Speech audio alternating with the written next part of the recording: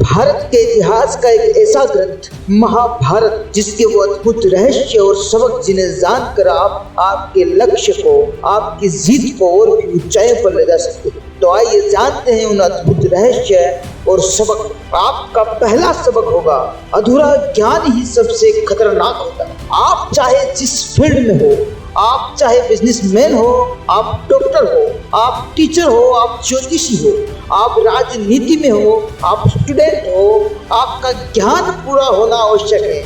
अगर आपका ज्ञान यहाँ पर अगर अधूरा होगा तो आपकी असफलता निश्चित है। और आपके अधूरे ज्ञान का परिणाम कौन भुगतेगा ये भी आप जानते हो। इसीलिए आपका ज्ञान पूरा होना आवश्यक है। अधूरा ज्ञान क्यों खतरनाक होता है, इसको महाभारत के एक उदाहरण से आप समझ सकते हो। यह उदाहरण है महाभारत के एक ऐसे योद्धा अर्जुन पुत्र अभिमन्यु का, जो महापराक्रमी और जन्मजात योद्धा थे। अभिमन्यु जानते थे कि चक्रव्यूह में प्रवेश कैसे करना है, लेकिन चक्रव्यूह से बाहर कैसे आना है यह जानकारी उन्हें नहीं। इस अधूरे ज्ञान का खामियाजा अपना पराक्रम दिखाने के बाद भी उन्हें अपनी जान देकर चुका था।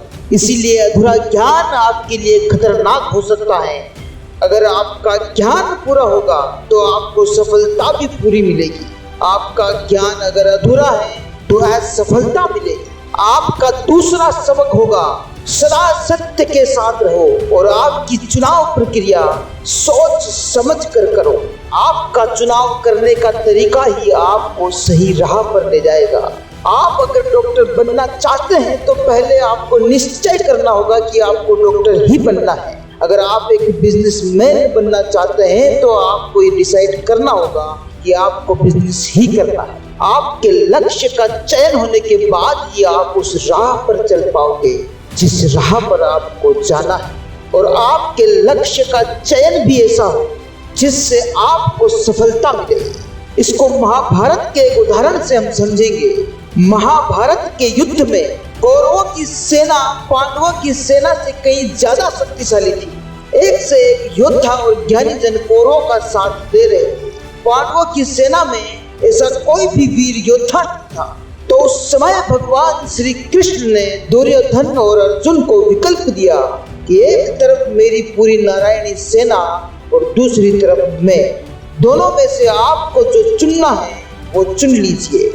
ऐसे में एक तरफ गुणों से भरपूर श्री कृष्ण और दूसरी तरफ भारी भरकर सेना।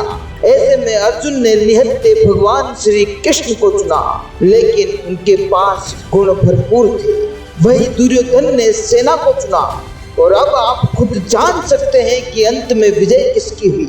इसीलिए हमेशा इस बात का ध्यान रखें, आपके चुनाव करने का तरीका ही आपको विजय दिलाएगा।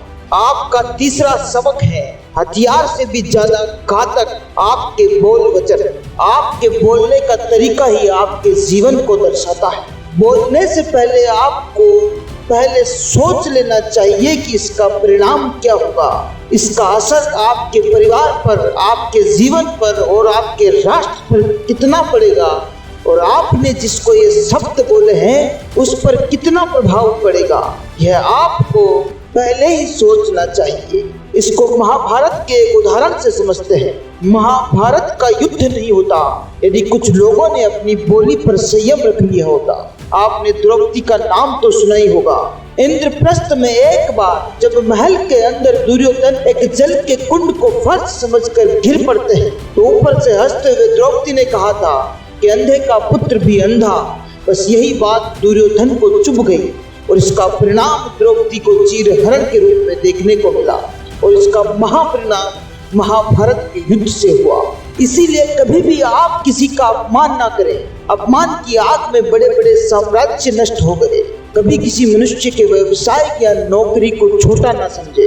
अपनी बोली पर संयम रखें और सोच समझ कर बोले। महाभारत से हम और भी बहुत कुछ सीख सकते हैं। आगे आने वाली वीडियो में हम और भी सबक आपके सामने लेकर आएंगे। अगर आपको यह वीडियो अच्छी लगी हो तो आप हमारे इस वीडियो को लाइक कर सकते हैं। और अगर इस तरह की वीडियो आपको अगर और देखना है तो आप हमारे इस चैनल को सब्सक्राइब करें। इस वीडियो को देखने के लिए आपका बहुत बहुत धन्यवाद।